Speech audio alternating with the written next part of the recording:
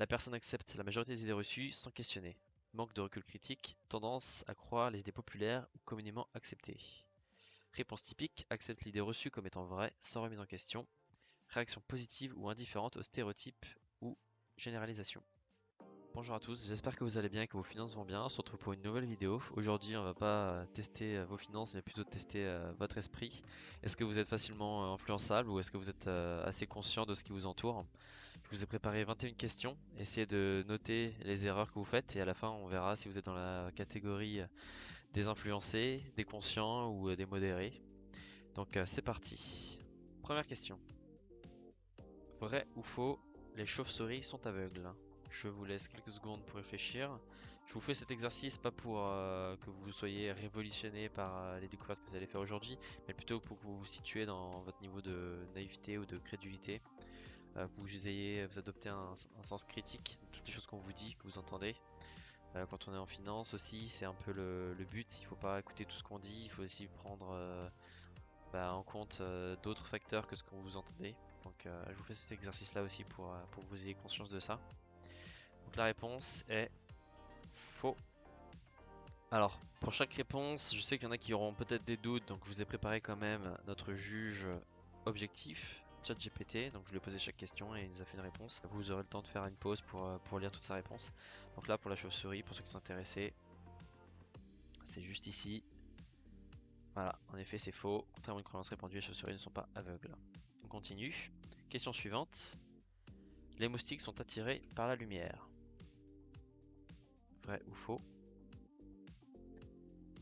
Je vous laisse réfléchir. Eh ben, c'est faux. Et donc, si on va voir notre réponse sur ChatGPT, contrairement à une idée reçue, les moustiques ne sont pas particulièrement attirés par la lumière. En fait, ce qui attire principalement les moustiques, c'est le dioxyde de carbone. Donc, à chaque fois que vous respirez, ils le captent et ils vous tracent. Voilà. Première chose. Notez bien les erreurs que vous faites. Question suivante. La baleine bleue est le plus grand organisme vivant au monde. Vrai ou faux?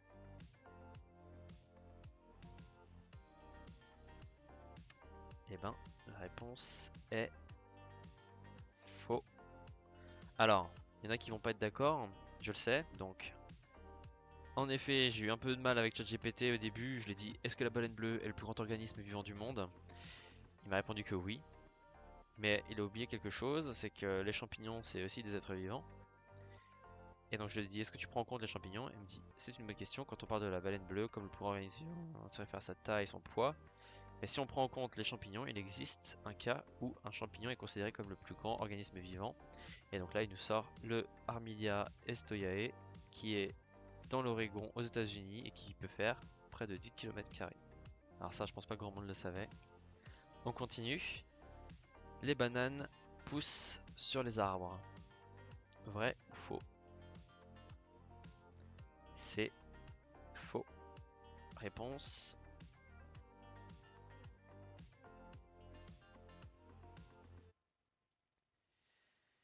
Contrairement à ce qu'on pourrait penser, les bananes ne poussent pas sur des arbres, mais sur une plante herbacée géante appelée le bananier. Et donc en fait, c'est juste plein de feuilles qui sont assemblées ensemble, mais c'est pas un tronc, donc ce n'est pas un arbre. Question suivante. Il ne faut pas se baigner juste après avoir mangé. Alors celle-là, je suis quasiment sûr que vous l'avez déjà entendu. Est-ce que c'est vrai ou est-ce que c'est faux? La réponse est bien sûr que c'est faux. Réponse de ChatGPT. La croyance selon laquelle il ne faut pas se baigner juste après avoir mangé est un conseil souvent entendu, mais qui est en grande partie un mythe. Voilà, je vous laisserai faire pause pour ceux qui veulent lire la suite. Ça n'a pas de fondation. Ensuite, si tu tires la chasse d'eau dans l'hémisphère sud, l'eau des toilettes tournera dans un sens différent. Vrai ou faux?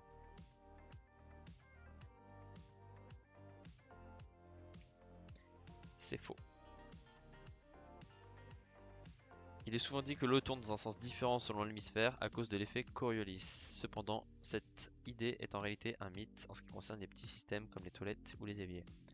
Par contre, il existe bel et bien pour des plus grandes quantités d'eau comme les rivières et d'autres, mais en tout cas pas pour la chasse d'eau. On continue. Celui-là, Pareil, je suis quasiment sûr que vous l'avez déjà entendu. La couleur rouge énerve les taureaux. Vrai ou faux? Bien sûr que c'est faux. C'est une idée reçue que la couleur rouge énerve les taureaux. En réalité, les taureaux sont daltoniens. Ils ne distinguent pas bien les couleurs, y compris le rouge. Ce qui les énerve dans les corridas, ce n'est pas la couleur, mais le mouvement de celui-ci. Je vous laisse continuer à lire si ça vous intéresse. L'art était autrefois une discipline olympique, vrai ou faux? Alors on est plus sur de la culture générale, mais bon, si cette vidéo peut vous apprendre quelque chose aussi, ça sera du bonus. C'était vrai. Pour quelle raison? Oui, c'est vrai. L'art a effectivement été une discipline olympique entre 1912 et 1948. Les Jeux olympiques comprenaient des compétitions d'art où des médailles étaient attribuées dans 5 catégories: architecture, musique, peinture, sculpture, littérature. Je vous laisse continuer à lire si ça vous intéresse. On continue. La foudre ne frappe jamais 2 fois au même endroit. Vrai ou faux? Bien sûr que c'est faux. Vous avez peut-être déjà vu des vidéos où il y a des gens qui sont électrocutés 2 fois. La confirmation de ChatGPT. L'idée que la foudre ne frappe jamais 2 fois au même endroit est un mythe. En réalité, la foudre peut frapper plusieurs fois au même endroit, surtout si c'est une structure élevée ou isolée comme un arbre, un bâtiment ou une tour. Bon, j'espère que jusque là vous n'avez pas trop d'erreurs. Question suivante. Les poils repoussent plus vite après avoir été coupés. Vrai ou faux? Pareil, celle-là, on l'entend partout. Est-ce que c'est vrai ou est-ce que c'est faux? Eh bien, c'est faux.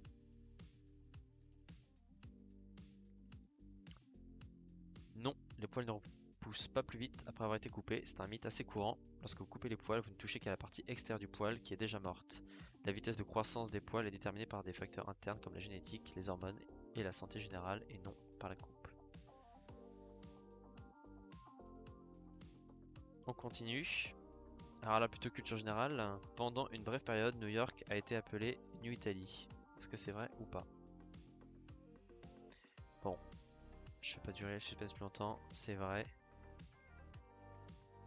Pour ceux que ça intéresse, oui, c'est vrai, au début du XXe siècle, New York était surnommée New Italy en raison de l'importante communauté italienne qui s'y installait. À cette époque, de nombreux immigrés italiens sont arrivés à New York. Donc ça, c'était vrai. Culture générale. Question suivante.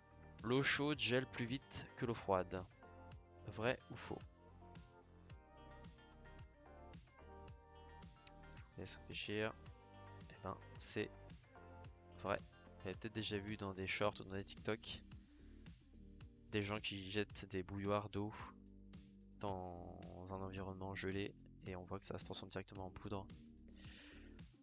Donc là, bah, c'est le nom d'un phénomène, hein, le nom d'effet Mpemba. Donc là, je vous laisserai lire pour ceux qui veulent voir. Mais en effet, l'eau chaude gèle plus vite que l'eau froide. Question suivante. Les dauphins se donnent des noms. Vrai ou faux? La réponse est vrai.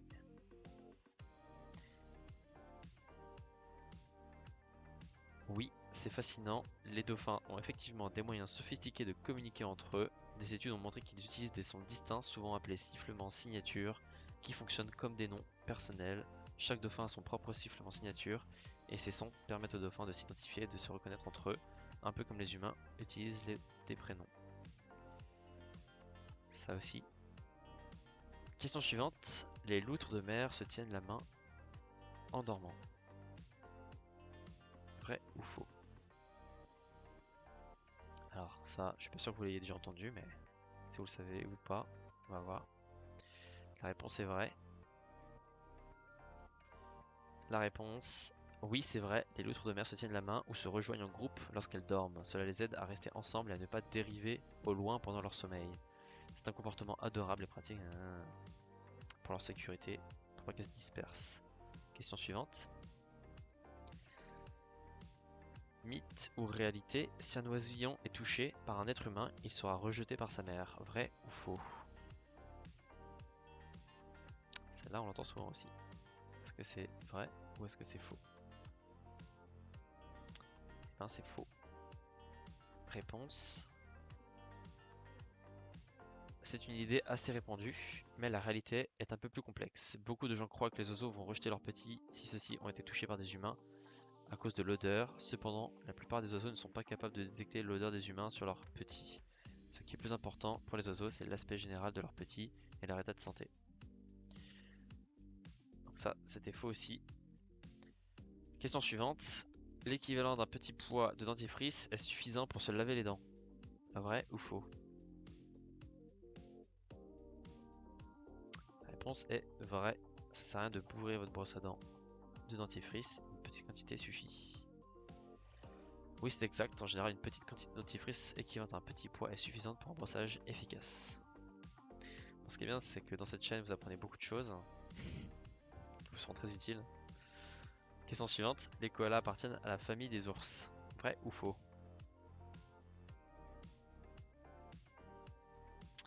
Eh ben, c'est faux.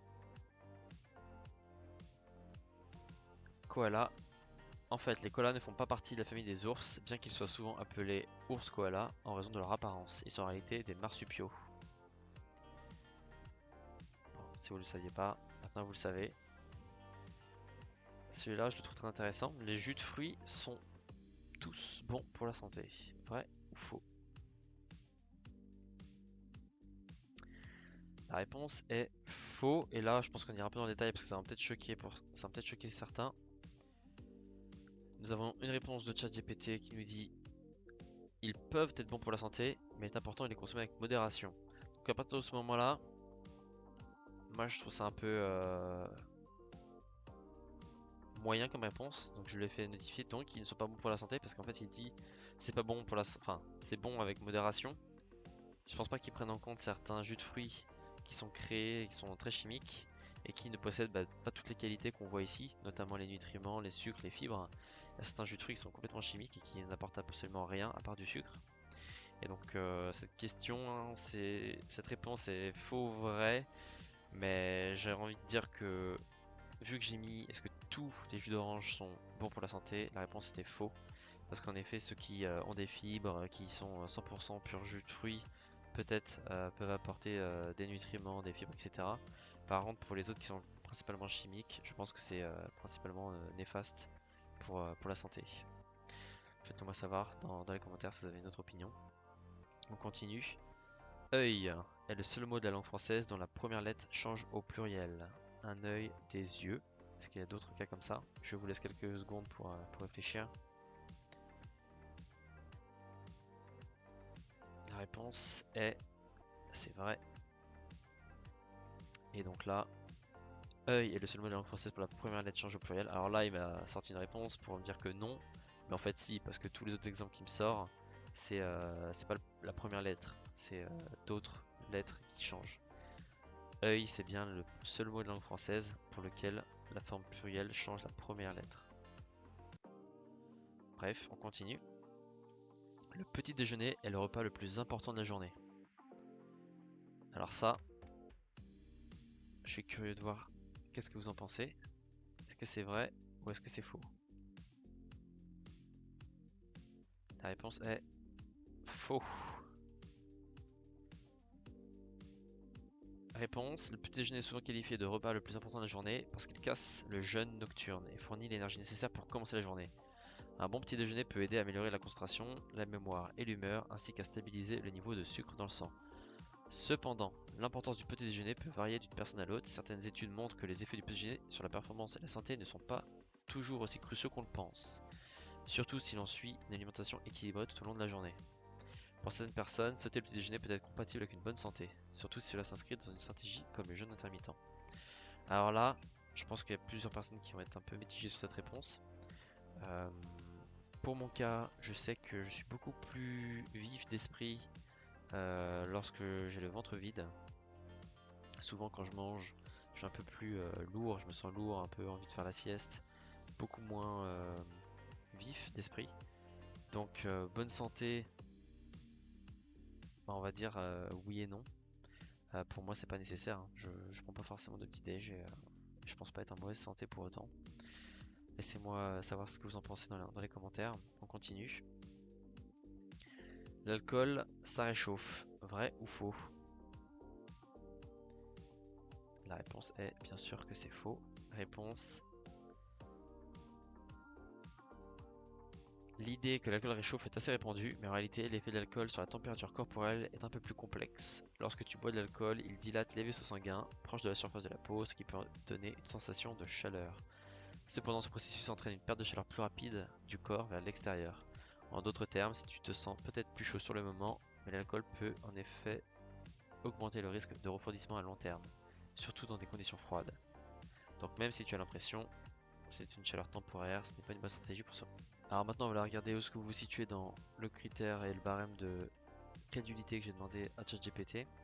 Donc pour ceux qui ont eu entre 0 et 7 bonnes réponses, vous êtes dans la catégorie des influencés. Vous croyez beaucoup aux idées reçues. Donc là, on va lire en détail le barème.